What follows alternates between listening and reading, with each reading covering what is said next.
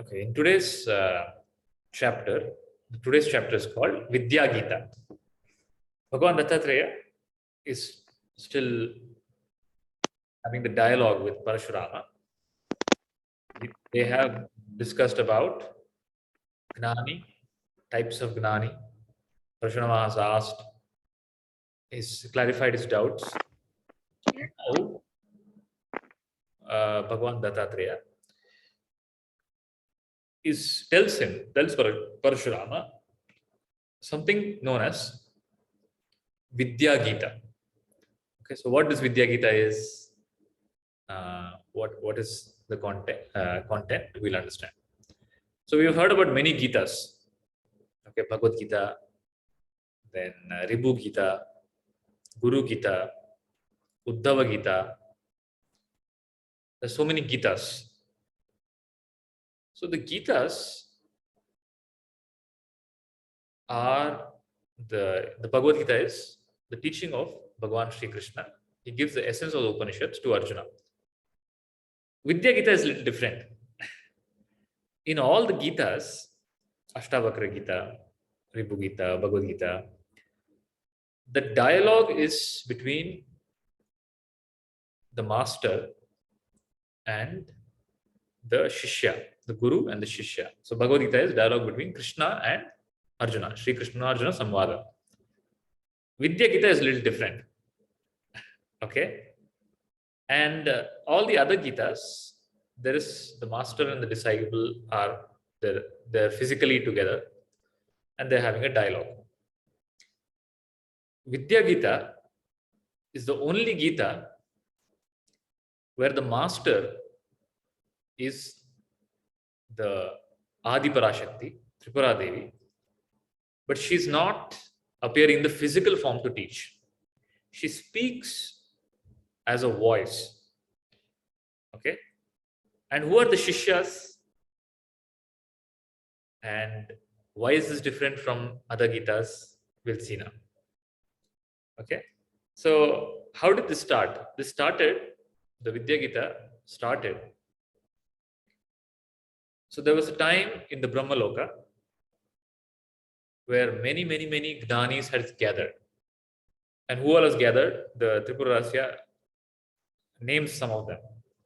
Who is present there? Sanaka, Sanandana, Sanat Kumara, Sanat Sujata, Vasishta, Pulastya, Pulaha, Kratu, Brigu, Atri, Angirasa, Pracheta, Narada, Chavanya, Vamadeva, Vishwamitra, Gautama, Sukha, Parasara, Vyasa, Kanva, Kashyapa, Daksha, Sumanta, Sankha, Likhita, Devala. So the name goes on. Why they're naming is because, so for us it doesn't make sense. So some random names.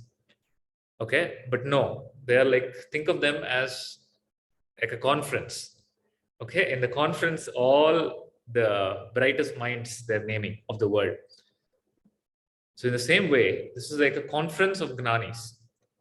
The highest order of Gnanis, Vyasa, Sukha, Sananda, Narada, the best of the best beings in existence have gathered. Okay, to tell that the importance of the event is not some ordinary event. It's a gathering of Gnanis, the highest order of Gnanis. And in that gathering, everybody's Brahmavid, everybody's a knower of Brahman. Okay, that's the basic qualification. The basic qualification, everybody's a Gnani, Brahma Gnani. They all ask Brahmaji a question. The question is, who amongst us is Uttama? They're all Uttamas. They want to find out who's a Uttamottama, the best of the best. Okay, because why they want to ask? Why is that so? Because everybody here are Gnanis, and everybody here can talk about Gnana, can talk about their way of realization or their realization. They have their own systems, and they're also different. Some people are teachers, like Vyasa. Some people are uh, Brahma Varishtas, like Shuka. Some people are devotees, like Narada. Some people spend time in bhajans. Some people are Raja Rishis. They are in the palace. They are involved in politics and they are involved in the uh, ongoing of taking care of the kingdom. Some people are ordinary people. Okay, they just blend in with the society. But everybody is a gnani.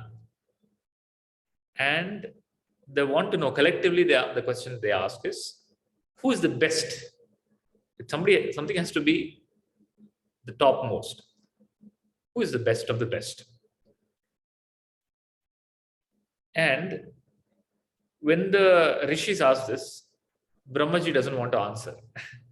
Okay, because if he answers the question, it will be biased.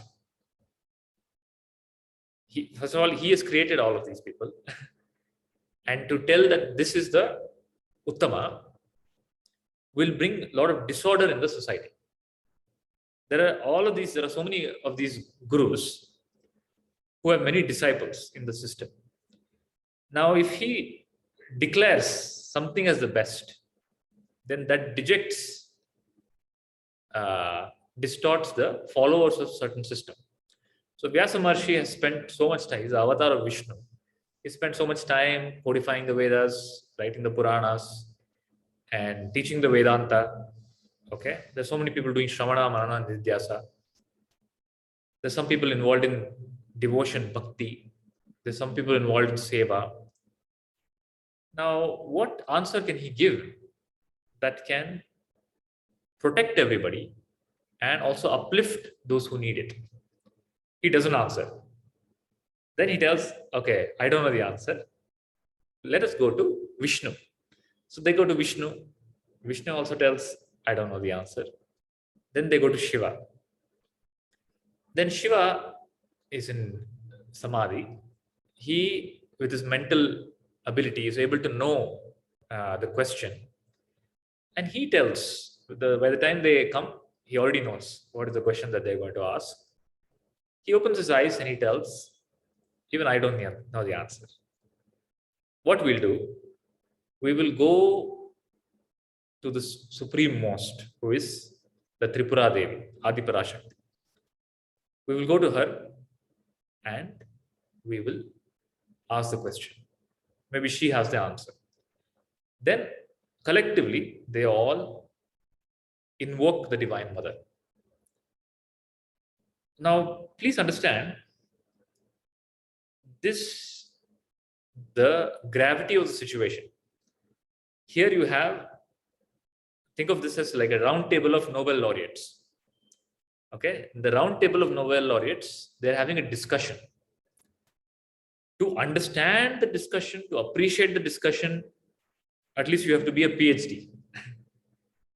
Okay, you need to, like there's this recent movie called Oppenheimer. Have you watched? Not watched. Well, you have to watch it. Okay, the Oppenheimer is about the father of the atomic bomb. He's a he's a quantum physicist. And it's about his life, the work that he has done in quantum physics and the creation of the atomic bomb. Now, to watch Oppenheimer, in the entire movie is a discussion with physicists. Okay, that's the whole movie is a discussion happening with politicians and physicists. To understand what they're telling, you need to have certain background in physics. Otherwise, most of the words will go. So I was listening what they're telling, something quantum entanglement, something. Though even the words that I can't even pronounce.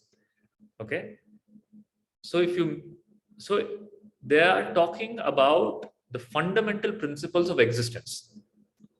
Okay, and they have spent their entire life studying about it. They've dedicated their life in the quest for understanding matter and energy. And with that, trying to decode something more, in this case, trying to find how to build an atomic bomb. Okay, and that involves not an easy process. The US spent $1 billion in research to, so many minds have to come together from all over the world. There are a lot of ups and downs, failures. It's not easy. Okay. Once it's done, it's easy. But to get to that point is a lot of work, a lot of study, discussions, work. So think of this event as something very similar. You have the brightest of the brightest Gnanis in existence asking some questions to understand the question itself. The question is, who is the best among us? The moment we hear the question, we think that, oh, all these Gnanis are so egoistic. They want to know who is the best. It's not who is the best among us. It's about, even though they know the truth, they have the humility to seek to know, oh, is there something better? Okay. They know that knowing Brahman is dead end. But for the purpose of Loka Kalyana, for the purpose of reinforcing the faith in the Vedas and the Vedanta and the system of Sanatana Dharma, they have this discussion. Okay. And in the discussion, nobody is coming forth and telling, I am the greatest. In the discussion, everybody is humble. Everybody is humble. I might have 1,000 students, but I still like to know. I might be worshipped by everybody. Even the gods might bow down to me, but I want to know. I might have no awareness of my body, but still, for the purpose of Loka Kalyana, I play the role. Okay. So they all collectively invoke the Divine Mother. And this process is called stuti. There's something called a stuti in Sanatana Dharma, in the Vedas, where what is stuti is you glorify, you call out something much, much bigger than your mind. Stuti is a call for the Divine Mother. So Shankaracharya had a lot of stutis. Okay. Devi Stuti. Then he wrote about Shiva. He wrote about various deities. Okay. Parabrahma. So when you glorify is when your mind unclutches from the subconscious and opens up. It's an opening. The moment you do stuti is when you are receptive. Until then, it is self-stuti. Your own stuti is going on. I am the greatest. I know. Okay? I am clear. The moment you do stuti of the higher, and to tell that there is nothing higher than me, then there is a problem. So stuti is an opening, a deep inner opening, where you invoke, glorify the higher, okay, and you seek grace or clarity. So in this case, and this is what makes, I told you, Vidya Gita different. Here is not somebody who doesn't have gnana asking gnana. It is all gnanis, not one. Bhagavad Gita is Krishna and Arjuna on the battlefield. Here is in Brahmaloka. Okay. And who is the disciple? The master is the disciple. All masters, the best of the best masters. And who is the teacher? The Adi Parashakti. Okay.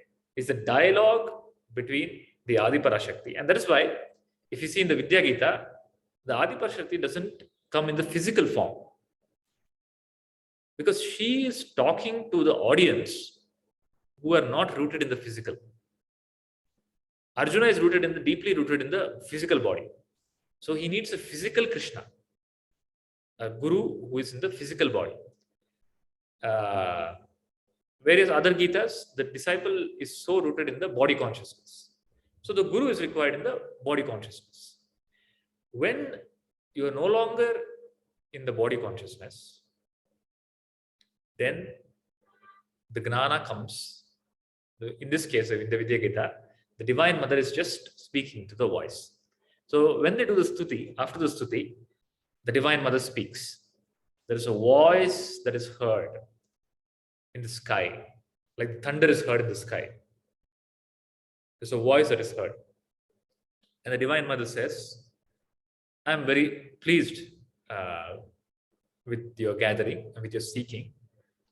Then she knows the question. Okay? She tells, I will answer the question. I will give you the clarity I will give a detailed explanation.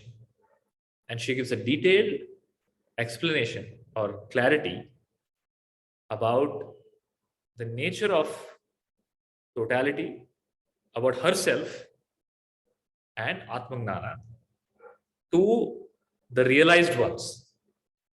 Okay. So typically, it is known that when what do two realized people talk about? There is no communication between two realized people. Okay, communication can only happen with the mind at the mental level. When the realized people meet, it is said they don't talk; they're just silent. They're in silence, and their communication happens in silence, and then they go. But here, the Adi Parashakti is speaking. She's speaking to the realized about the highest realization for the purpose of bringing clarity to the world. Okay. Have you heard of any such event? So then they ask, kindly tell us the truth. First, the Divine Mother tells about herself. She tells about her glory, who she is. Okay, and who is she? She is the formless, absolute consciousness, reality. She says from her, everything, she creates the whole world and she consumes it back. But even in this whole process of creation and consumption, she's unaffected. She's beyond it. She is the creator of all deities. And she is the one who blesses. And she's the one who is worthy of worship. If there's anybody worthy of worship, she says it is me. And if you worship me, whoever worships me, and the people worship me in many ways, many forms, worship of all forms is worship of me. Because there's no form without me. What form will you worship? Whatever you see is me. So she says the ignorant know me, not that they don't know me. They know me, but they know me as form. Okay? They know me as form and they worship me as form. They have various desires. They worship me. And in whatever way they worship, I give them boons from whatever way they worship. Whatever is the type of the worship is the type of the reward they receive from me. So yad bhave tad bhavati. Whatever is their bhavna, approach towards me, I bless them in that way. And there's nothing else beyond me. There is nothing beyond the Adi Parashakti, Tripura Devi. So she says, I am the form and I am the formless. The ignorant, they know me as form. How do the Gnanis know? Now she's talking to Gnani. How does the Gnani know me? The Gnani knows me as I. The ignorant know me as form. They worship me as form. The Gnanis, they also know me. They know me as I principle. The I that we all claim to be. The Gnani knows that real I. Not the ego, not the body, not the mind, not the identity, but the pure I, which is the awareness, which is the knowing, which is self-evident. The Gnanis know me as that. Now, the Gnanis knowing the I, also know, because they know the I, they know that there is nothing else. There's nothing other than the I to know. And the Gnanis are established in non-duality. So there are only two buckets. Either there is duality or there is non-duality. The truth, she says, is there is no duality. The duality is a dream. And I only created the dream. I create the dream. I wield my power of Maya and I wrap the individual in the dream. And then the individual, because of this wrapping of the Maya, so what happens in Maya? Maya is like the intoxicant. So whenever somebody is intoxicated, so there is a man, he's a drunkard. Okay. He drinks and comes every day to the house. When I was in Ireland, we were traveling to this place, Scotland. The flight was at 5 a.m. At 5 a.m., in my first time in my life, I saw a sight where there's a queue at the bar in the airport at 5 a.m. And there's a queue. Everybody wants to drink. Okay? Not coffee, not tea. They want to drink alcohol at 5 a.m. So this was a culture shock for me. So this person is always drinking and his wife is fed up. So she says, if you come back, if you drink again, I'm going to divorce you. So he tells, no, I will not drink again. I promise you, mother promise, father promise, God promise, everything. That night, he is again drunk. He's drunk, and for his misfortune, he falls in the ditch in his intoxication, and he's bruised, bruises all over his body. His shirt is torn, shirt is messed up, bruises, blood is coming out. Okay. Then he secretly enters the house, directly goes into the bathroom. He cleans up. Okay. He trips and he falls, and then he makes sure there's no sound. He's very careful so that his wife doesn't come to know he's drunk. Then he patches himself up and he thinks about all the stories that he can tell his wife. I met with an accident or something like that. Then he goes to sleep. Then in the morning, his wife comes with a bucket of cold water. She pours on him and she wakes him up. This guy wakes up and he tells, what are you doing? You're putting water on the bed. Then she shouts at him, you've come drunk. He says, no, trust me. I fell down. The dog was chasing me. I was running away from the dog and I fell into the ditch. It was an accident. Then she holds his ear. She pulls him to the bathroom. In the bathroom, she has put the bandages for the mirror. Okay. All the bandages are on the mirror. His wounds are open. So in the state of intoxication, he has patched up the reflection, not himself. Such is the state of people in Maya. So in the intoxication of Maya, firstly, you see two when people shown in the movies. The person is intoxicated, is seeing 2-3 people. They're appearing. The one person is appearing 2-3 people. So what is one, which is one reality, Brahman, starts appearing as many. It is exactly like intoxication. You are drunk. In the state of drunkenness, you see a duality. You perceive a duality. The snake, the rope appears to be a snake. What is not there appears to be there. And what is not there?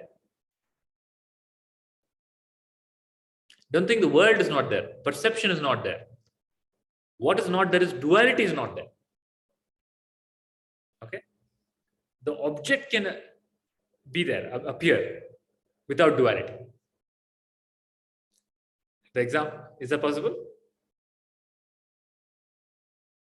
The world can be there, but duality cannot be there, absent. That is Gnana. The world appearing and duality appearing, it is Maya. The world appearing is not Maya. The world appearing, for example, in the ocean, you see the water. there's a water, there's a bubble, there is a wave. The wave appearing is not a problem. Foam appearing is not a problem. But at any point of time, there is no duality. You never say there is something apart from water. You understand? Everything is appearing. The wave is appearing, the bubble is appearing, the tsunami is appearing, the whirlpool is appearing. But at no point, two has appeared. Everything is water. There's only one appearing as something else, but there is no duality. In the same way, the world appearing is the Adi Parashakti with form. It's not two. The problem is duality. And the duality is nothing to do with the perception. It's to do with the ignorance. It is to do with the interpretation of the perception. Okay? Very similar to this man who is drunk. Instead of putting bandage to himself, he is putting the bandage to the mirror. So me, the reflection in the mirror has become me. Okay, forgotten the real self. That is ignorance. So the Maya projects multiple, many, and that is called dualism. Multiplicity. Multiplicity is not the issue. Is not the suffering. The suffering is duality. The notion that I am separate, something else is separate. That is separate. Okay? Perception of many is not the problem. The ignorance of me and the other as two separate entities is the problem. That's called duality. Where the other is something, I am something else. The oneness or the reality of both are forgotten. Is it clear? What Adi Parashakti is telling? She's telling, I create the Maya. And momentarily, the Jiva forgets the reality, which is me. Then they go through the process of desire. The process of desire leads them to various experiences, karma. Then it leads them to some purification. Then it leads them to a meeting with the Sadguru, teacher. Then it leads them to the Gnana about me. So this is the entire Maya. Okay? And in this Maya, I create it and I end it. I create it, I sustain it, I end it. But in the whole process itself is Maya. At all points of time, nothing has happened to me. I am ever shining in my glory. And I alone exist. And who I am is impossible to describe. What I am, she's telling to the rishis. Okay? She's telling to the ones who have already gone beyond the mind. She's telling that what I am, what is my real glory, cannot be explained in words. But the one who realizes me knows me. And they know my glory. And they know that whatever they see is they're only seeing me. And they realize themselves as me, as the I. And that is the process of Atmagnana. So she tells, either you are stuck in duality, which is Maya, or you cross over to non-duality. So now, how is the crossing over happening from duality to non-duality?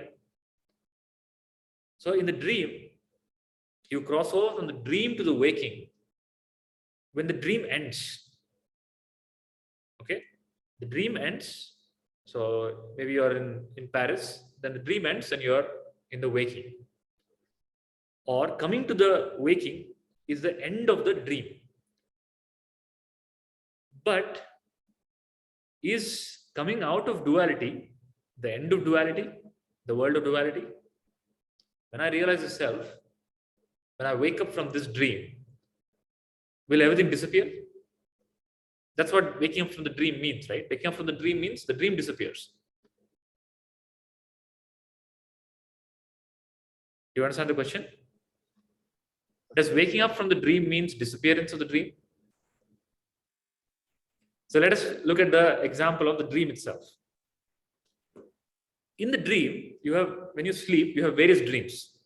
Sometimes you are running in the forest, then that dream drops, then you have another dream where you're in Paris, then the dream drops, another dream where you're in office, right? So what is happening? You are switching between dreams. Then you really wake up. You really wake up from all dreaming in the morning. Then all those dreams disappear. Then you're in the waking state. What you forget to understand is that you are still not awake. You have switched to another dream, a much longer dream. You understand? So waking up from the dream in your own experience has only meant changing of the dream. Is it clear? Any dream that you've woken up from has ended a dream, has started another dream. Do you understand what I'm saying? So waking up from the dream of duality only means that there should be some change. In this change, what has happened is everything that is appearing as an object is now changed to myself. That's the change. And that's what is called waking up. To wake up from the dream, the ultimate waking up means liberation from the notion that there is something other. Liberation from duality. And there is a change. There is a transformation of what you see. What you see doesn't disappear. Okay? So the example given in Vedanta is snake and the rope. When you realize with the light that there is no snake, and when you turn off the light, the snake still appears. But you know the reality as rope. In the same way, the dream still appears because there is a body and mind. The steam still appears, but its reality is seen. That is nothing but consciousness. And that realization called Sarvam Khalvidam Brahma. So in the Tripura Rahasya, the same Sarvam Khalvidam Brahma in the Vidya Gita is explained as the glory of Tripura Devi. She's telling Sarvam Khalvidam Brahma, I am everything. You are perceiving nothing apart from me. But you are seeing it as something else. At any point of time, whatever you see, hear, smell, taste, touch is me. Is nothing but Adipara Shakti. But you think to be something else. And to wake up from that thinking process is called mukti. And how does this happen? What is the shift between from this duality to non-duality? She explains as, first you need paroksha gnana. What is paroksha gnana? The ignorance does not dissolve without paroksha gnana. What is paroksha gnana? It is that you need a direct teaching. Okay? What is a direct teaching? Because how is anybody able to even imagine this teaching? The mind is habituated to think, to split everything, to cut everything into pieces, to understand it, to make sense of it. The mind has no practice or training to stitch everything together. You understand? And that is the simplest translation that is done in the Japamala. I don't know who invented the Japamala. Whoever did it must have been a Gnani. Okay, and this is the most ancient inventions. Where in the Bhagavad Gita also Krishna talks about it. He says, Sutre Mani Gana Iva. Okay, the Japamala, the mala or any mala has a string. And the string has many beads. You don't see the string, but you see only the beads. Each bead is different and unique, but the mala is one. Okay, and mala cannot be made without the many beads and string. Now, what is the process of the mind? The process of the mind is to look at beads. Even if you present the whole mala, it looks at the beads. That's what japa is. You hold on to each bead. It is trying to tell your mind, by default, it is in the process of cutting down the totality. It's never seeing the string, one string. Anywhere you go, the moment you interact with the world, you see the separation. This is me, this is not me. These are mine, this is not mine. Okay? Your mind always cuts down to make sense of it, to do some operations. And this cutting down process is called vyavahara. Vyavahara. Vyavahara means what is one is cut down into many to do some transaction. Okay? What is one is cut down into many.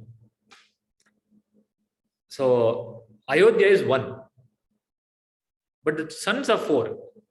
Then there's a problem. There's Rama, Lakshmana, Bharata, Shatrughna. So then the mother, Kaikeyi, has to strategize.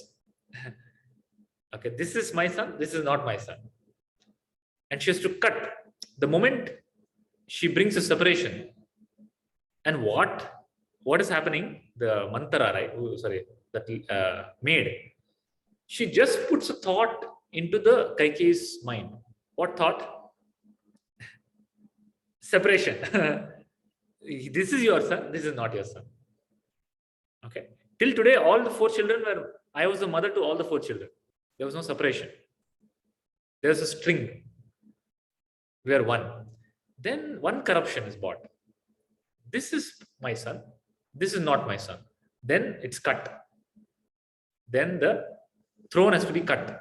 He gets the throne, he doesn't get the throne. Then the whole Ramayana starts. That lady, that maid, is the representation of the ignorant mind. That mind destroys the most beautiful thing in your life. Your life can be beautiful. It doesn't allow. Okay, there can be harmony in life. There can be a great experience of growth, but it doesn't allow. It brings a separation.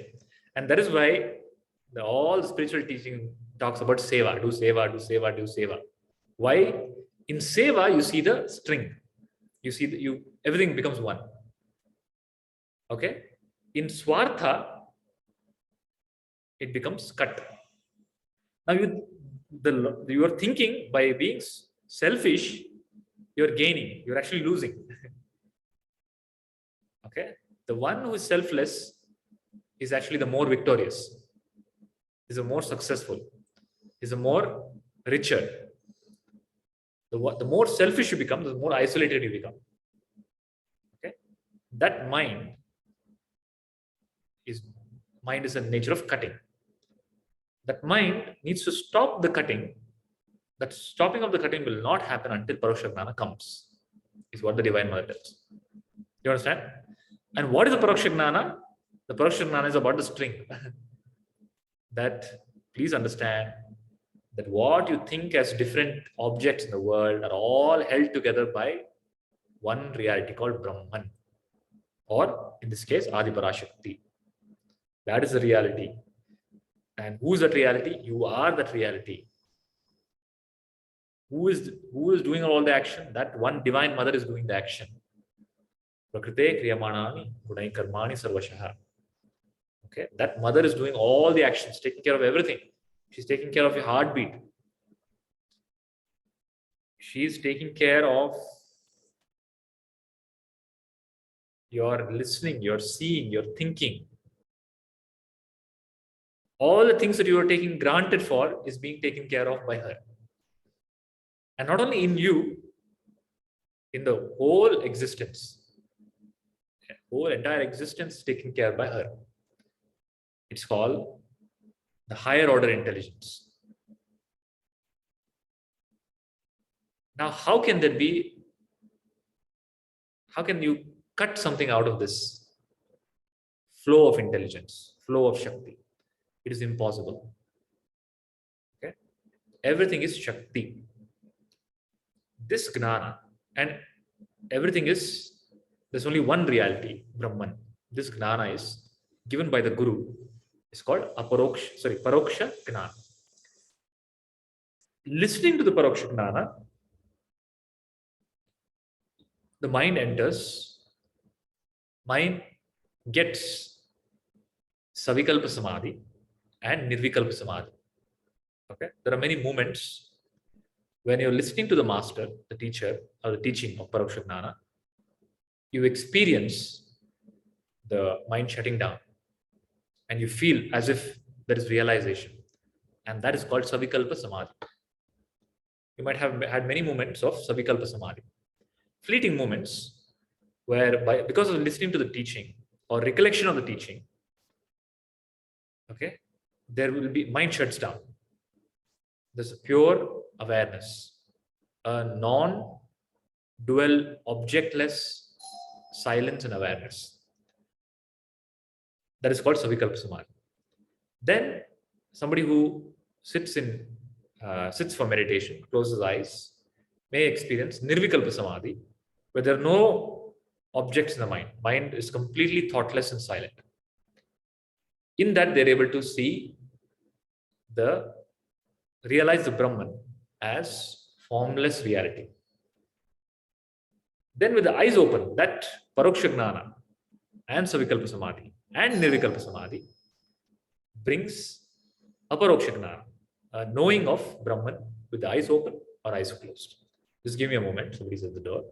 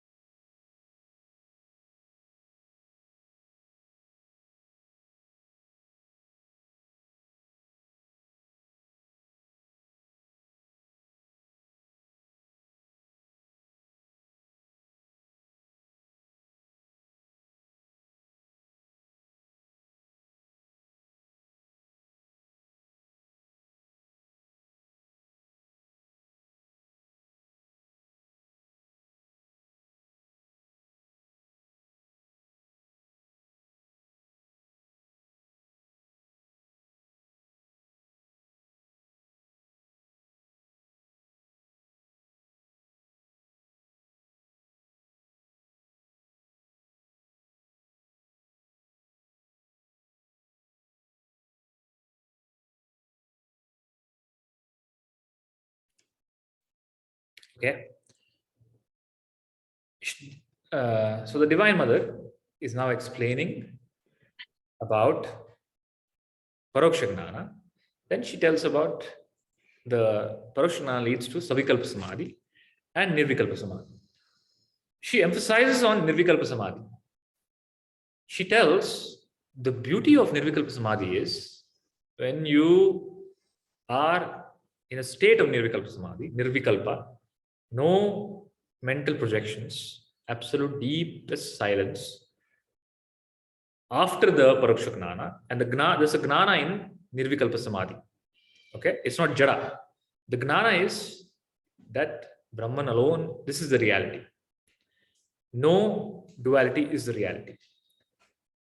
And when somebody opens their eyes out of Nirvikalpa Samadhi, there is a memory of the Nirvikalpa Samadhi. Okay, that same thing that is causing problem in your life. What is causing problem in the life? Memory. Memory is the biggest illusion, the problem creator. Okay, because everything that is your suffering is because of memory. The reality is there is no individual. There is a I thought that comes and goes moment to moment. Okay, the body is changing moment to moment. Okay, the body is not, there's no real solidity. It keeps on changing, taking birth, death, birth, death, moment to moment. The mind, which is nothing but thought, keeps on changing. And whatever you think as you, I, is also a thought. It comes and goes. Now, in all this coming and going, the changing body, changing mind, changing I thought, what is me? Because everything is changing. What is not changing is the pure I. Okay. But there is something going on, brewing in the background. That's called memory. And an element called memory comes in and tells, oh, I was the one who was doing this. Now I am doing this. That means there's a third thought. First came an I thought of picking up the water bottle. When the water bottle is picked up, there's a thought. I picked up the water bottle. When I drink, there's another thought. I drank the water. Now, can the picking up the water bottle and the drinking of the water can happen without the thought? It can happen without the thought. There's no thought required. The action can happen on its own. The body can do the action. But there's a thought that comes. Either post, maybe most of the time it's post. I picked up the water bottle. I drank the water. Then the third thought comes. I did both. I'm the same person. Okay. But the one who picked up the water bottle, the one who drank the water, is it the same? That body that picked up the water bottle and the body that drank the water is not the same. The mind is constantly changing. It's not the same. The I thought that appeared is a thought that appears and disappears. And the whole game is played by memory. So who is the culprit? Memory is the culprit, is the disease rather, that the disease of life is memory. So the Divine Mother is specifically telling about Nirvikalpa Samadhi because the Nirvikalpa Samadhi purifies the memory. And we keep saying, Samadhi is limited, it's only temporary, but it's for Chitta Shuddhi, it's for Chitta Shuddhi only. What is that Chitta Shuddhi she's specifying now? She's telling that Nirvikalpa Samadhi purifies the memory, aspect of memory, which is causing the trouble. How does it purify? It gives you a memory of Nirvikalpa Samadhi. Now, when you open your eyes, you're going through some experience in the world, then you are deeply rooted that this is not real. Because what I experience in Nirvikalpa Samadhi is real. Do you understand? The same thing you experience in deep sleep. Okay? But that happens unconsciously. But Nirvikalpa Samadhi has happened because of Paroksha Gnana. And that is the significance of Nirvikalpa Samadhi. That Nirvikalpa Samadhi brings the memory of Brahman. Okay, in the system. So the mind is able to recollect while interacting with the object that there was a time when this object did not exist and I was peaceful. So immediately you're able to recollect and jump to the peace that you were in Nirvikalpa Samadhi because of memory. Just the very way, the moment you see somebody's face, the memory triggers. Nothing has happened, okay? You saw a person's face, memory triggers. I hate this person. The person told this to me. Okay? So from the present, you're able to jump to a state of fight and flight. Okay? With all, you take out, like the Devi, the Devi hands come out in front of the Rakshasas with all weapons. Like that, the memory triggers all defense mechanisms. Right? It triggers. The memory triggers something. Same thing, the Nirvikalpa Samadhi triggers, the memory triggers. The moment you open the eyes, it triggers the peace of the Samadhi. It triggers that although I'm seeing this, it is Maya.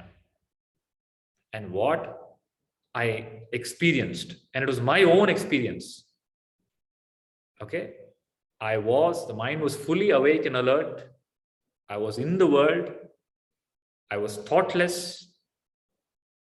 I was pure awareness. I was peaceful, and there was no other.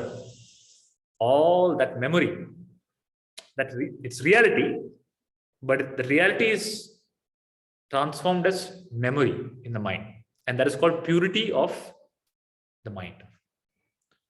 When the divine has become thought, the same thought which is now was causing the problem, the same memory which is causing the problem, that same memory brings you peace and clarity with the eyes open. Do you understand? Then there is Sahaja Samadhi, when there's no more dependency on the memory. It's a spontaneous insight. Do you understand the significance of Nirvikalpa Samadhi? This is the significance of. So there's a significance of Satsanga first. Why in Satsanga is the only place where you get Paraksha Gnana. Again and again, your memory is purified. You're reminded that about your true self. All your interactions with the world are reinforcing duality, are reinforcing your identities. Your interaction with your child is reinforcing that you are identity of a father or a mother. Okay, and the hurt is because of that. All hurt is because of identities. Please understand. No identity, no hurt. If you see any hurt that you carry, it's some identity that is hurt, not you. So the world, the interaction with the world reinforces identities. That is the significance of Satsanga. Where only in the Satsanga, your reality is reinforced. Tattvamasi. The Guru has nothing else to say apart from Tattvamasi. Okay? Nothing else to say. Literally nothing else to say apart from reinforcing the truth that you are that. And what you are experiencing is a dream. Okay? That purifies the memory, where in the memory, there's a memory of the Guru, Paraksha Gnana. So that memory triggers sometimes. Then there's Savikalpa Samadhi. Savikalpa Samadhi happens maybe in the presence of the master. There is a revelation of oneness. That also purifies the memory. That also triggers at many points of time. Then Nirvikalpa Samadhi, which is like deep sleep in the state of awareness, plays a significant role in purifying the memory. Then with the eyes open, there's a deep clarity because it was your own experience. Okay, with the mind fully active, you are not in some hallucinatory state. Mind was fully alert and active. No objects, no thought. Deep silence. No duality.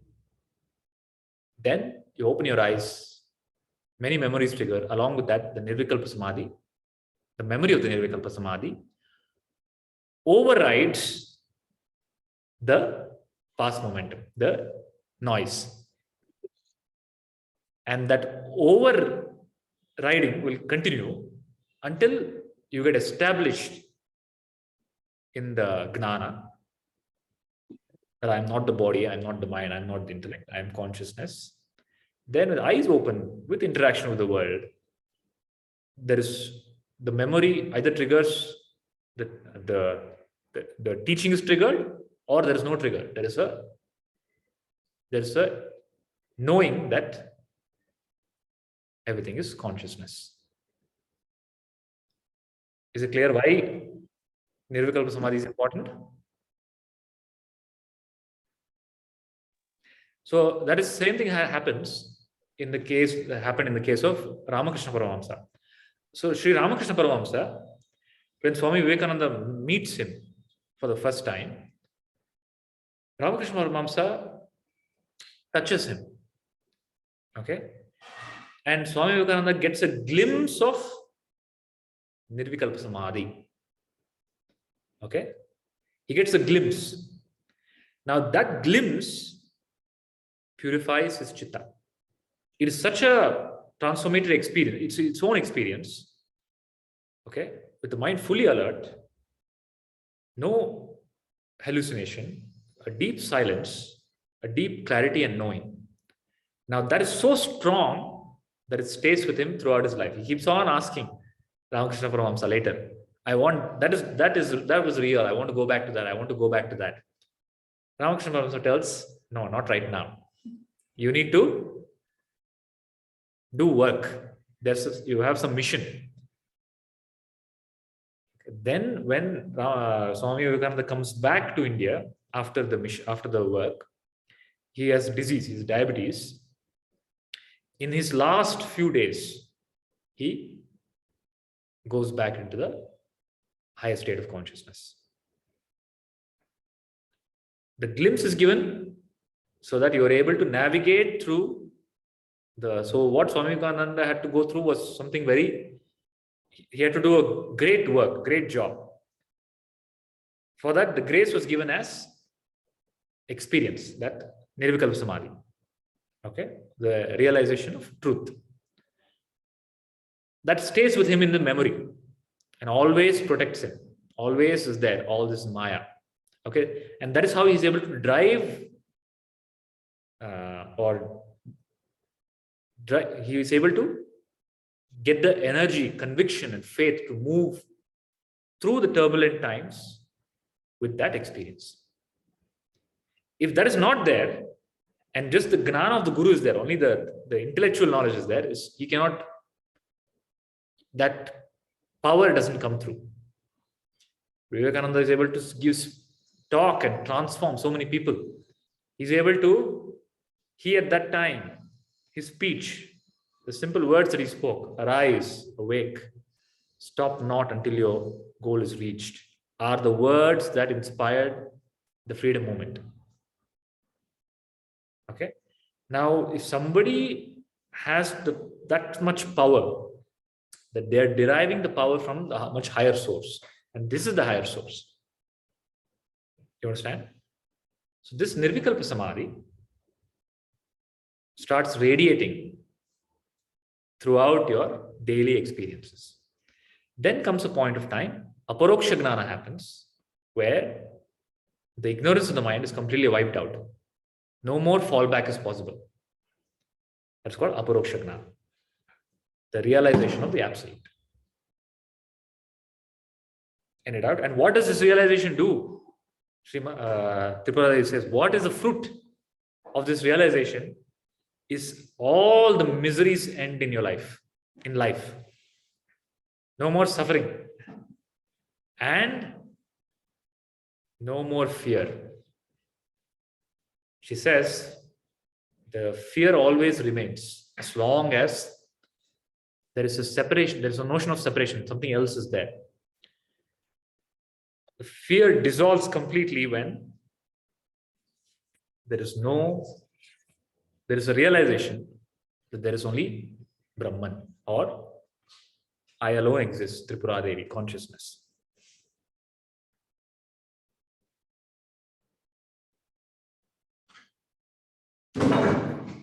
Okay, so she assures that one who has realized the misery ends and all fear in the life disappears. They can no longer fall back into fear. Shasharji, you had a doubt?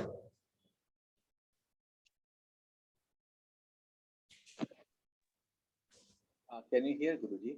Yeah, tell me.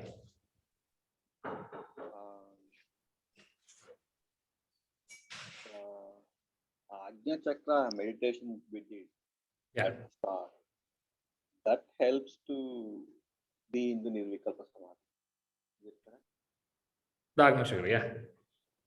So that Agna Chakra so typically what they say, right? Agna Chakra meditation. When it's called the Guru Chakra Dhyana, in the process that I have taught it to you, it takes you to Savikalpa, Nirvikalpa, and Sahaja Samadhi. Okay? That one that simple practice of invoking the Guru brings the highest realization. So what happened when you did it? Any impact? It was like almost blank screen most of the time. The blank screen is Nirvikalpa Samadhi. It's not blank screen. The mind is active, right? The mind is there. The mind is fully active. Then maybe there's a light, maybe there's some sensation. Okay, that grows, that slowly grows.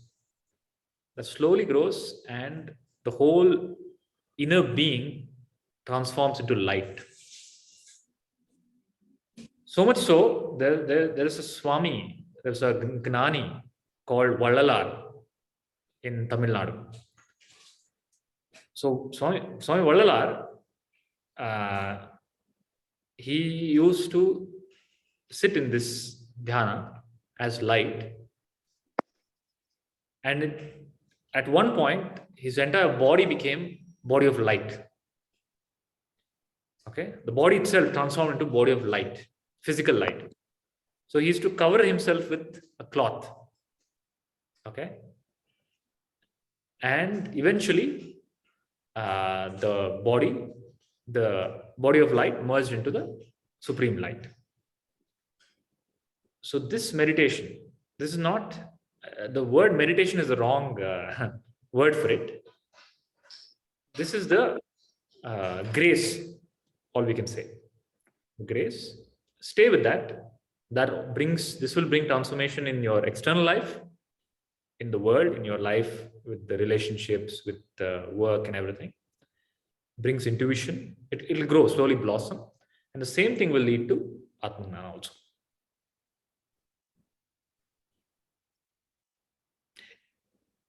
Yeah. There was another, I don't know whether it's right to say dhyana, that you taught us earlier, something like focus on the heart region. Either it could be done in two different ways. I think one of them was, in terms of the breathing, there is a gap between, like, when I breathe out, there's a gap, when I breathe, there's a gap, and focusing on the gap and focusing on this region. Sometimes that also like really calms down the mind. Would that also lead to Nirvikalpa Samadhi? So Nirvikalpa Samadhi, first of all, Nirvikalpa Samadhi cannot happen without, there are two types of Nirvikalpa Samadhi. Jada Nirvikalpa and Chetan Nirvikalpa. Jada Nirvikalpa is forced. For example, if you do Kapalabhati or some yogic practices, pranayama, you breathe rapidly and suddenly stop it. Or you move body rapidly and you suddenly silence, the mind shuts down. That is called Jada Nirvikalpa, where it's the same like deep sleep, but it has happened because of some strain and force physically. That brings no transformation. That's equal to your deep sleep. There is Chetana Nirvikalpa, which is a result of Paroksha Gnana. So in this method, when I taught you, there is a Paroksha Gnana given before that. Without that, it's not passed on, right? What is the Paroksha Gnana? The Paroksha Gnana is I as an individual is unreal. The Guru is the highest principle, or Adi Parashakti is the highest principle, and that higher order principle operates from this center, these two centers, Agna and Sahasrara. Now, the ability of the mind is attention. What you pay attention to is what grows in your life. If you pay attention to this center with the surrender and attitude of surrender to the Guru, that is what will bloom. You understand? And that leads to Nirvikalpa. The Paroksha Gnana plus the Gnana plus the Dhyana leads to Nirvikalpa. Chaitanya Nirvikalpa. Your video is stuck, Shisharji. Is it clear? Hello? Yes, Guruji. You can maybe turn off the video to get a better. The Paroksha Jnana. Can you hear? Yeah. What is it? Yeah, so it is a Paroksha Jnana along with dhyana of with surrendered surrendering, with that attitude leads to Nirvikalpa Samadhi. Nirvikalpa Samadhi. Yeah. And then what happens? Paroksha Gnana, Dhyana, Samadhi. Okay. Now what has happened now? Now we have the Gnana, clear Gnana, because of the Guru's words. Then you have done the Nirvikalpa Samadhi, which has given a memory of the Nirvikalpa Samadhi. Together leads to Aparoksha Gnana. And that Aparoksha Gnana leads to Aparoksha Anubhuti, which is called as establishing in self, where that mantra that I am not the body, I am not the mind, I am not the intellect, I am consciousness is no longer a mantra. It is reality now.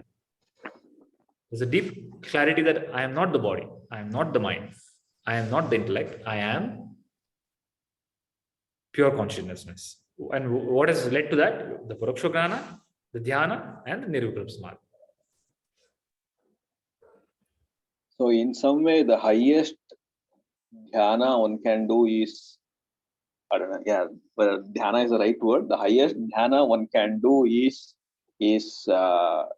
focusing on this Ajna Chakra with an attitude. Yeah, so I'll give you the answer for that. What is the highest dhyana anybody can do? The answer in the Shastra, in the Guru Gita is Dhyana Moolam, Guror Murti, Puja Moolam, Guror Padam, Mantra Moolam, Guror Vakyam, Moksha Moolam, Guru Kripa. The highest dhyana is Dhyana Moolam, Guror Murti. The dhyana of the Guru is the highest. Okay. Now, what is the Guru? First, this is Guru Chakra, this center. Then Guru is the teaching. Then Guru is the process that he or she has taken you through. It's called Prakriya. And this process is one of the Prakriyas where the Guru has invoked this center with his or her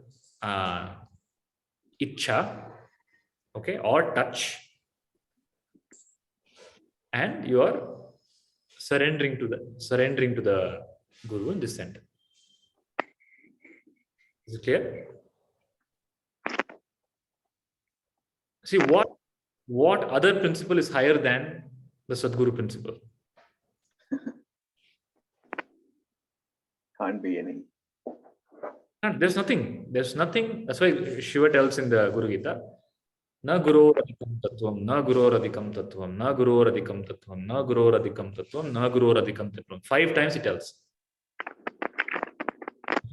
Typically in any Shastra, nothing is told twice. Forget about 3 times. Twice also don't tell. Okay, but in this, Shiva tells 5 times, Na guru adhikam tattvam, na guru adhikam, because it's so important. There is nothing higher than the Guru principle. Okay, now that principle, the whole point of the outer master is to invoke that inner Guru. And the center for that. The 3 centers, this center, or this center. You can choose any. But this is the center. It's called the Guru Chakra. This is the center of. This is called Anahata Chakra. This is the Sahasrara. Any doubts, Sharji? Oh, any of the 3 centers can be, chosen for doing dhyana. Right now, you do this center. You do this, all centers will disappear. What center? You'll be like, where is the center? Just my body. To find a center, you have to find the body, right? You sit enough time with the awareness of the Guru Chakra, your body will disappear. Center, you're like, where is the center?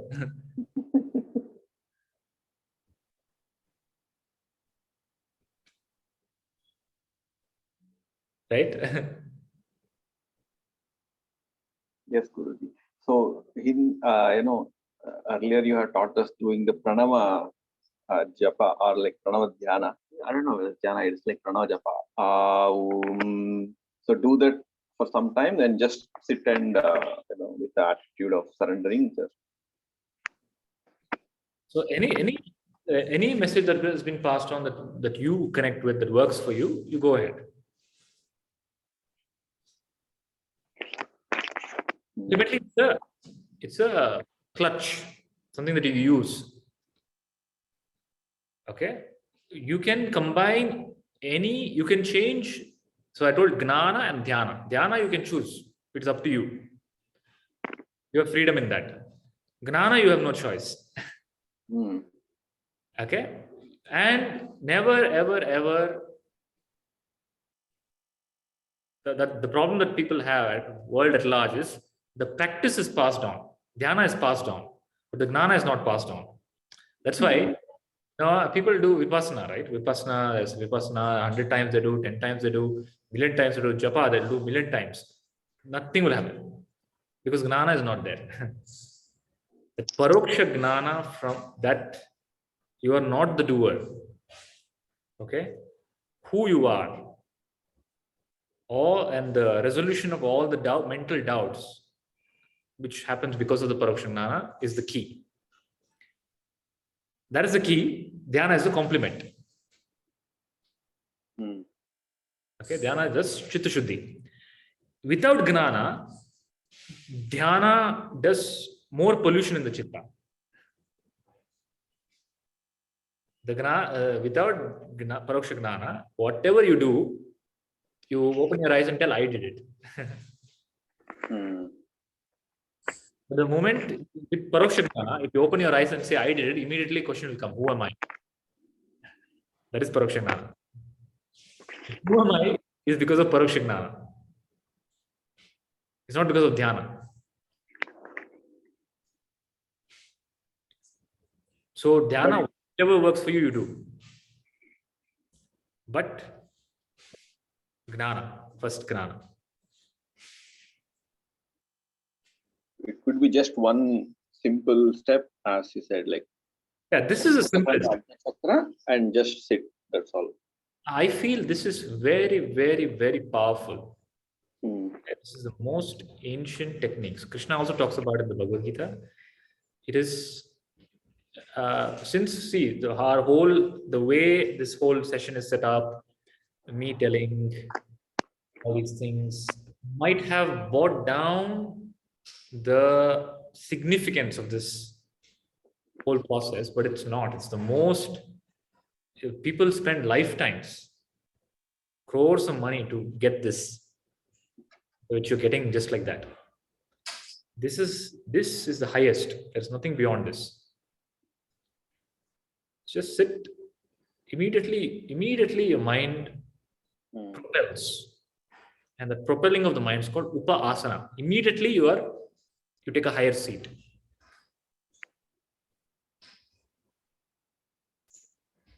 Immediately you unclutch from the individual and plug into the cosmos. Or Guru, Sadguru. So if you are doing this, then even Vipassana is... You are not doing it. Please understand, one more thing that you understand is after meeting the Guru, you do not do anything. Whatever happens, Guru is doing it. You think you have the power to sit and do dhyana? If the tear is coming out of your eyes, if the good word is coming out of your mouth, if your hand is opening up to do seva, if your mind is thinking about the Lord, please understand the Lord is doing it, not you.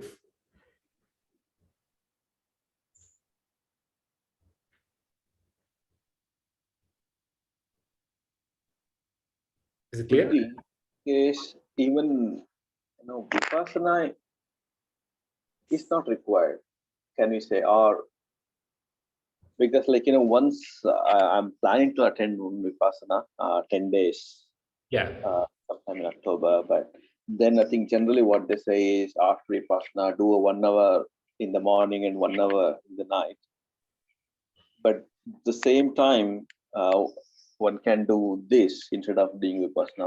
What's your suggestion? So, first principle is nothing without gnana. Even vipassana without the gnana of what is vipassana, why is vipassana, won't make any sense. Okay, it has its some effect. You get control over the body. Some you because your threshold for pain, all that will increase. But gnana is key. Now, after gnana, that gnana will start guiding you. Okay, your inner compass becomes sharper to say, or your inner guru becomes sharper to say what is needed, what is. The whole message of Vedanta is nothing is needed. In fact, Shankaracharya is against meditation. He's against any dhyana. His focus is Shravana Matrena. Satkrit Shravana, which is the reality. No, Shravana alone is the way. Gnana, dhyana is the dhyana, like from day one that I've been telling, is for Chitta Shuddhi.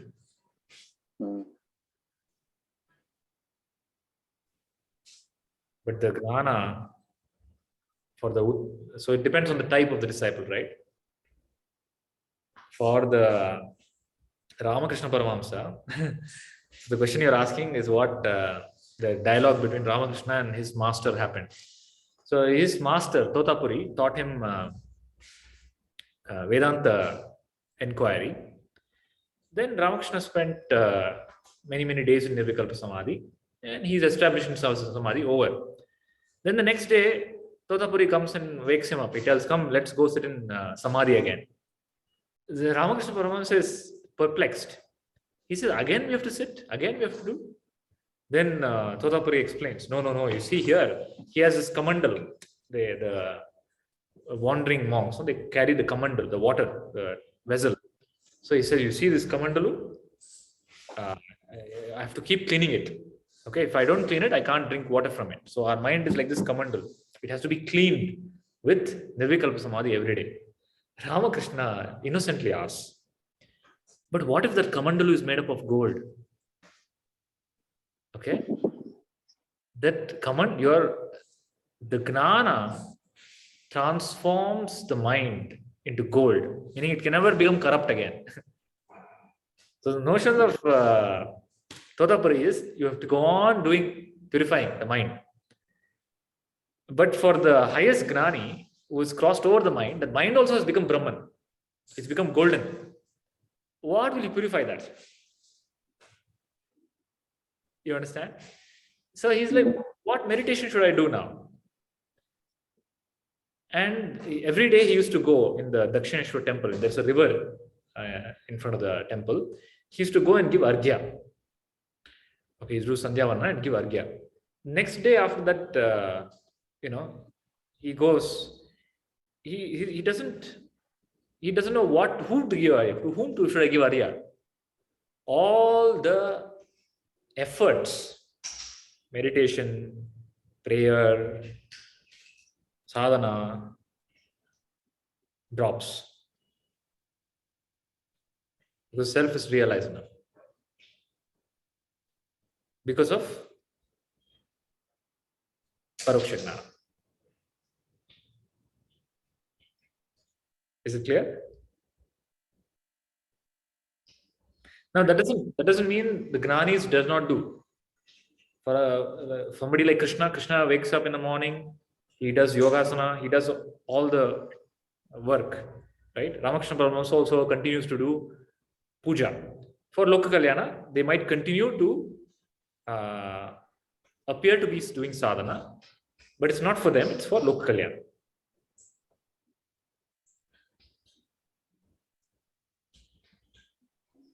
Shishar, is it clear? Yes, Guruji, I think I still have one question. Yeah. With all I have understood, say for example, I go to work. There are days when I come back and I feel tired and I want to do some dhyana. Now, why this happens? Why you want to do dhyana?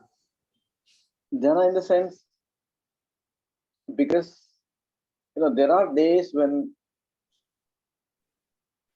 I'm not tired, like kind of like still feel fresh, well, Hmm. as fresh as I went to work in the morning.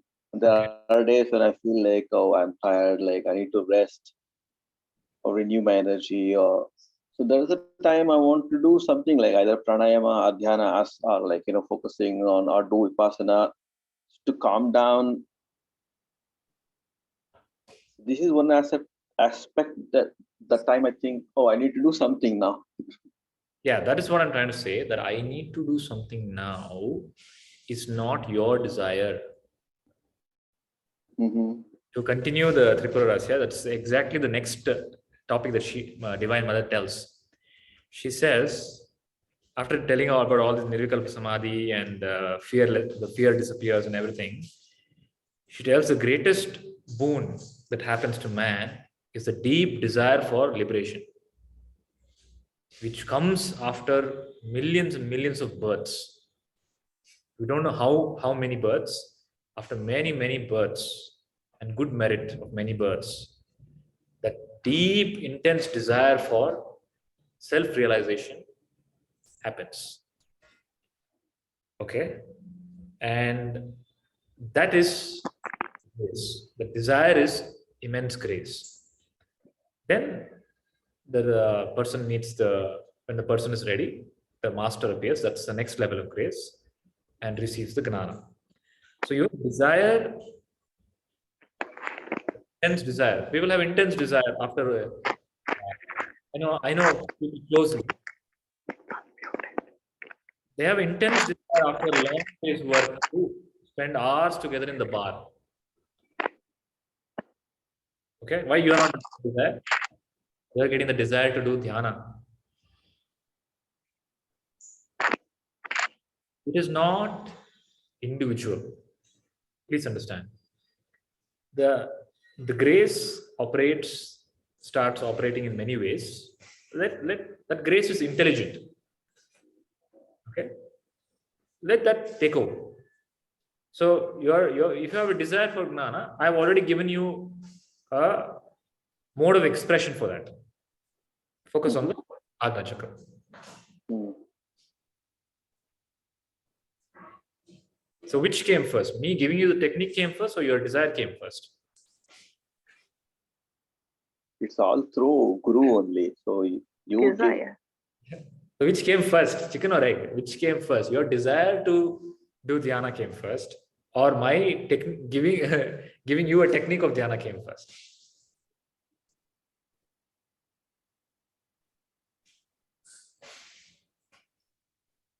I think with what I have understood, if there is a desire, Guru will come and give you. And the desire also comes from Devi only. That desire itself is Devi. So she tells that's why the first chapter of the Tripura Rahasya, right? She appears as the desire for Gnana, then she appears as the Guru to fulfill that. Then finally she appears as Gnana itself in you.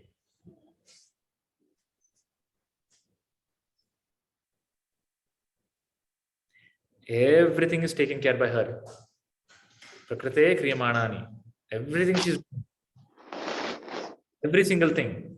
The desire is her, the emotion is her, the grace is her, the guru is her, the talking is her, the listening is her, the understanding is her, the realization is her. There is nothing apart from her. That is what she's telling in this Vidya Gita. The Vidya Gita, whole Vidya Gita she tells, the question all these rishis started with, who is the Uttamottama? The answer she gives is, I am the Uttamottama. Okay, everything is me. Okay, everything, all your rishis are me, all your realizations are me. There's nothing apart from me. That is Vidya Gita. That is the Vidya.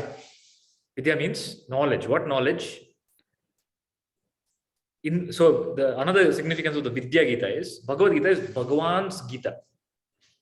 Bhagavad Gita. Ribu Gita, Ashtavakra Gita, or it's the Gnani's Gita. Vidya Gita is Gita of the Vidya. She is Vidya herself. She is both Aparavidya and Paravidya. Okay, the Vidya is only teaching that I am everything. There is no you. There is no you doing. Everything is her. You is her. The sadhana is her. The doing is her. Everything is Tripura Devi. That is the Vidya Gita. Then she concludes, this is the Vidya Gita. Then all the rishis bow down. Okay. All of them have got the answer. That who is the Uttam Uttama.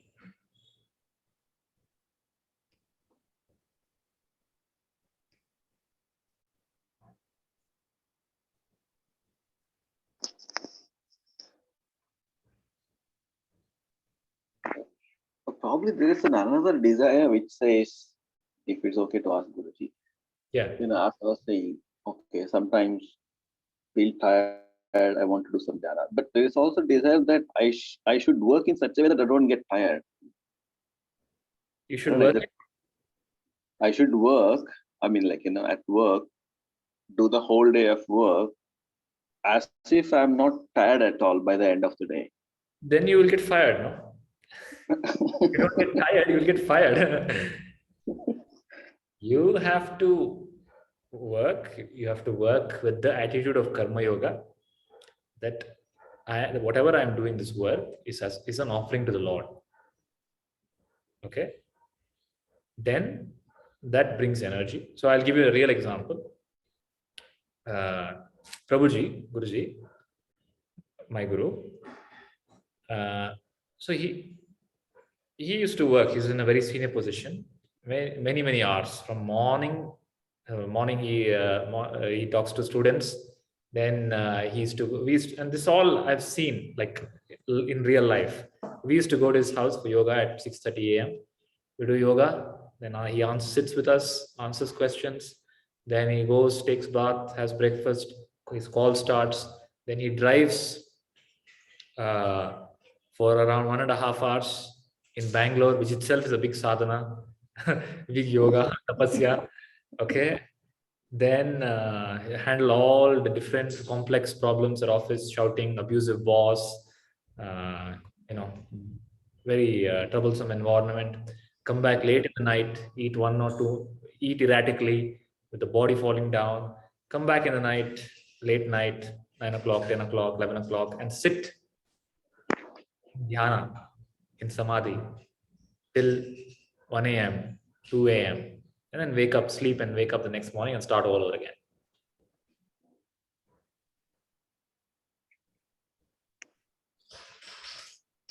For many years, not 1 day, 2 days, for many years.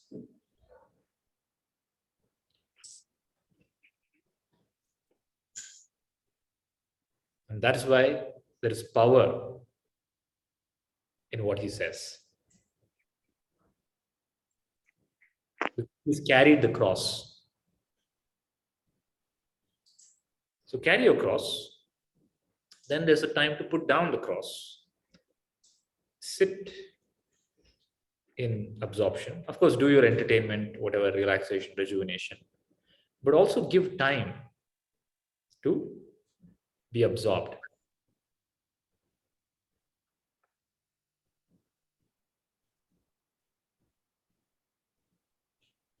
Is it clear? Does it answer the question? You have to balance everything. Krishna tells, Yuktahara viharasya, yuktateshtasya karmasu, yukta swapnava bodhasya, yogo bhavati dukkha. Everything you have to balance. You have to juggle. Ahara, vihara, recreation, work, seva, karma yoga, dhyana, gnana. Everything. You have to, nothing can be excluded because nothing is real.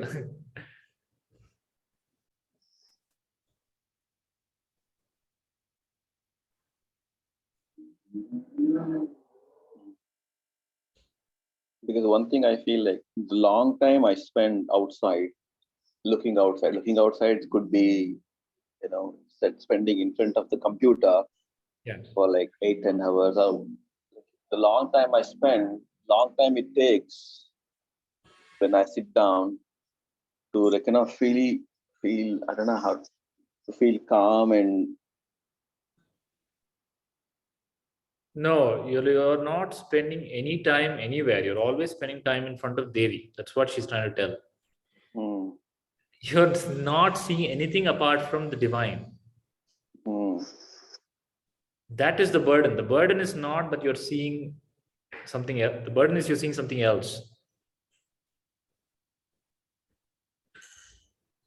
I think in the Janaka Maharaj is the highest order Gnani.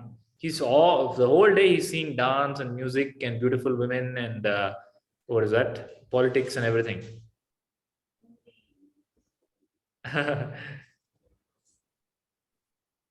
It is not, you're not seeing the computer, you're seeing the Divine Mother.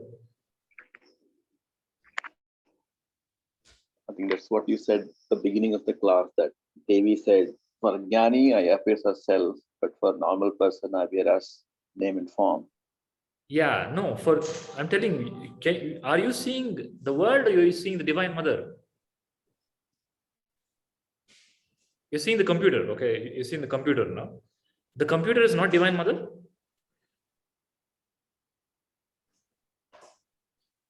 Yes, it is. Sarvam Kalvedam Brahma. So computer is a great expression of the Divine Mother. Through the computer, I got Gnana. I'm talking to you through the computer only. I have a computer in front of me. Right? It is obviously Divine Mother.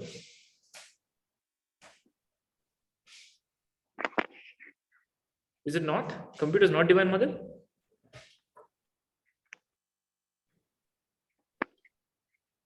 It is Divine Mother, but probably as solving the problems and dealing with everything, probably that I may forget that it's Divine Mother and just think about solving and.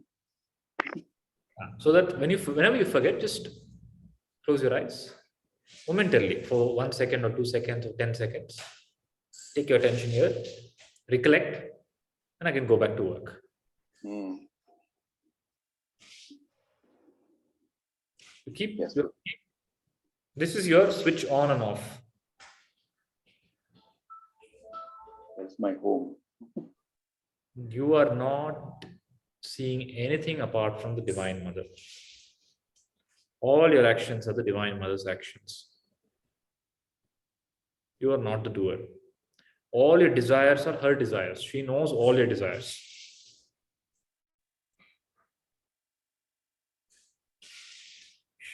She is super. The word is not super, is a very small word. It is extraordinary intelligence. That energy is extraordinarily intelligent. Okay? For you to work on your computer, she has organized the whole world in such a way so that you can work on your computer. To work on your computer, so your company has to exist, which is a big thing, which is not an individual work. There are so many thousands of employees. There is government. There is shareholders. There is customers, right? Okay. There should not be corona. There should not be plague. There should not be war. So many things have to happen for you to just sit and work in your computer. Who is taking care of all that? Divine Mother. That is the world she's operating. Then your brain has to function. Little vitamin D deficiency in your brain, you can't even see the computer. Okay. Little the eyes don't get blood flow, you can't see the computer. If you're not able to breathe, if your leg is hurting, you're not able to see, you can't work. So tremendous amount of operations are happening just so that you can work on your computer. And that you working on your computer also Divine Mother is only doing. You say, oh my God, I have to work on my computer. I'm such a stressful job, such a responsible job. Who is taking care of everything that's making you work on your computer? The computer has to work. Ultimately, the computer is a physical object, right? The physical object, the data transmitter has to convert, has to play with ones and zeros, the input and the outputs that you give. And you take that for granted. At some point, it can stop. That logic, why should it work? That's the typical problem all developers have, no? Arey, ye to mere system pe chal raha hai. It works on my system. It's not working on your system. Right?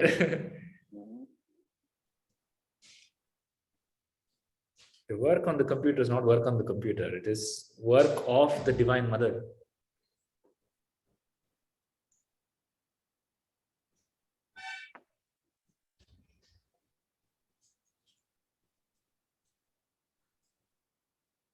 Any doubts, Sheshariji? Are you working on the computer? Naham karta. There is no you to do also. Even if you want to, you cannot do anything. She is everything. Shakti. And she says if she wants, she can do anything. And all you have to do is pray to her. She tells, invoke me, worship me, whatever you seek. Bless you. In whatever way you seek, I will bless you. And it is my responsibility to make you realize me through the teachings of Paroksha Gnana and Vedanta.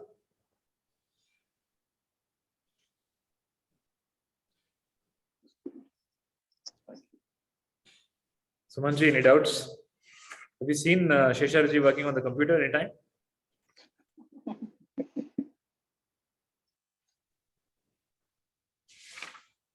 But last class, when you said super action, superposition, that was very, I could feel that for the last week, whenever something happens, you just think, you work from the Agna Chakra, that superposition, then the actions become, it's not so agitating like, otherwise the way you would react or behave or something. That was like very subtle or very smooth going sort of. So superposition is nothing but you're establishing an energy. You're recollecting because of the teachings of Guru. First is you're physically taking your attention to the higher energy center in the body. Okay. And you are connecting with this super intelligence, which is taking care of the whole totality. And you're resting your mind there, surrendering to this energy, and doing the action or living your day through that center. Then what happens? Your actions are no longer your actions. Divine intuition opens up. Your actions become divine. Your creativity blooms, right? And in the process of doing the action, no impressions are stored because you're operating from a super position. If you operate from a low position, whatever you do, right, there's a reinforcement that I am the doer. There's a karma. From the super position, a super action happens. Super action is nothing but karma yoga. In karma yoga, in super action, there is no karma phala. In the sense, there is no karma. Because it is done through the divine. It is what in the Bhagavad Gita Krishna tells, Brahmarpanam, Brahmahavihi, Brahmagno, Brahmanahutam, Brahmaiva, Tena Gantavyam, Brahma Karma Samadhina. It's called Yagna. Brahmarpanam. So offering, the action is done for the Brahman, divine. Brahmahavihir. What is offered is God. Brahmagno, the Agni, what is offered into is God. Okay, meaning the one who is operating the computer is God. The computer is God. The work done is God. Brahmaiva, Brahmarpanam, Brahmahavihi, Brahmagno Brahmanautam Brahmaiva Tena Gantavyam Brahma Karma Samadhina. And the enjoyer of the fruit is also Lord. The whole process.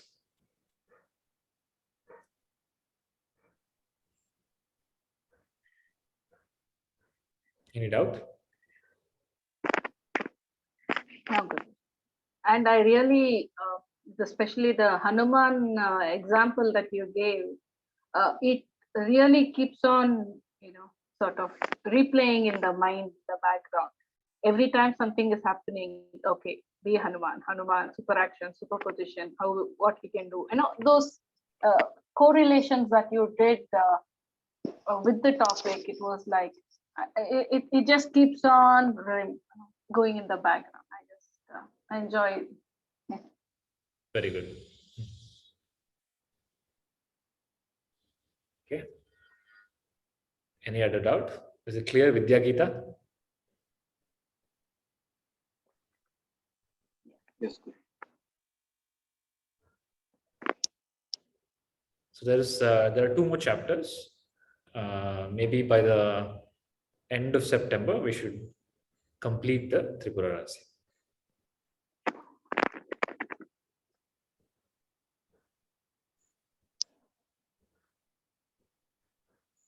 Are you planning to take any other text after? Yeah, whatever the Divine Mother wills.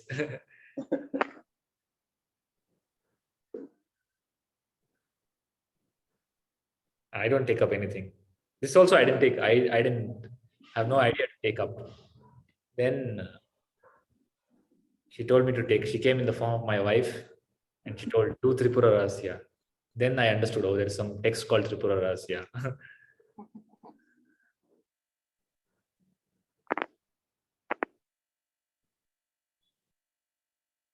I think in October, Tripura Devi will come in the form of Shishyas and will ask for more information.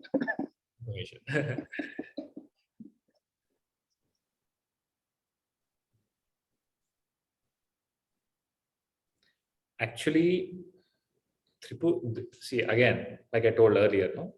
Because we are doing in this format of online and the way I'm doing it, all the individual constraints and all of this, it might so appear very insignificant. Okay, it's just, okay, another session, some contemplation, like many classes, it's another class. There are classes on Udemy, there are classes on YouTube, there are some classes on something. This is another thing. But the Shastra, the text, the scripture is the highest, greatest scripture. Because what it contains is your emancipation, is self-realization, Atmagnana, is infinite bliss. So there was a man sleeping, Aram says, sleeping in the beach, young man. And this very well-dressed, rich old man, he's taking a walk in the beach, and he looks at this young boy, and he goes to him, and he tells, what are you doing here, young fellow? You have to go and work. I'm very happy. The rich man says, okay, fine, you be happy, go be happy at work, do some work. The rich man, the guy says, okay, why should I do work? He says, okay, if you do the work, then you'll get married. Then he says, okay, what happens if I get married? Then you can have a family, you can have children. What happens if I have children?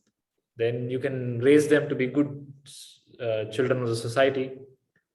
Okay, then what happens? Then you'll grow old, then they'll take care of you. You'll make a lot of money. Then what happens? Then after all your responsibilities are complete, you can rest. You can be peaceful. The young guy says, that's what I'm doing right now. Okay. That is all that we want really, is to be peaceful. Okay. Anything else is only secondary. The joy, the peace, and the inner infinite experience is what we seek. And that is what is directly given by Tripura Rahasya.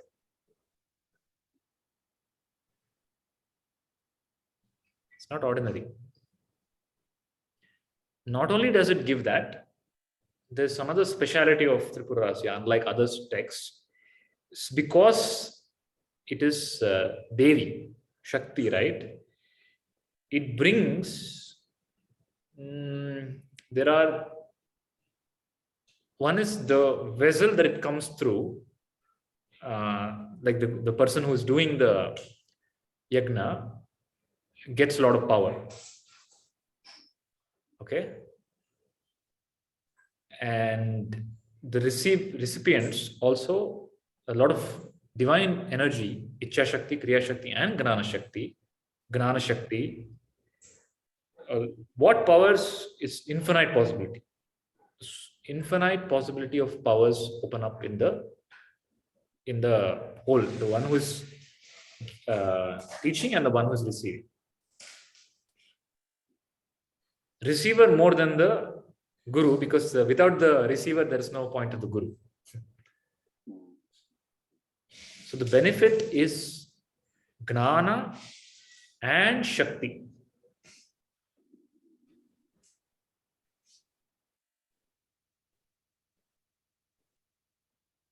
Tremendous Shakti. Unimaginable. When I say Shakti, don't think of it like in the movies, no superpower, light coming out of the hand, not those kind of Shakti. Lot of transformation in life.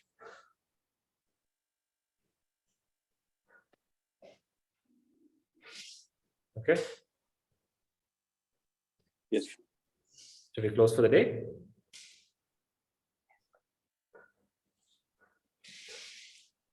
Loka samasta. Loka samasta. Sukhino bhavantu. Sukhino bhavantu. Loka samasta. Loka samasta. Sukhino bhavantu. Sukhino bhavantu. Harihi Om. Harihi Om. Gurubhyo namaha. Shri Gurubhyo namaha. Harihi Om. Harihi Om. My pranams to all. Hari Om. Hari Om. Very good. Thank you, Gurudev.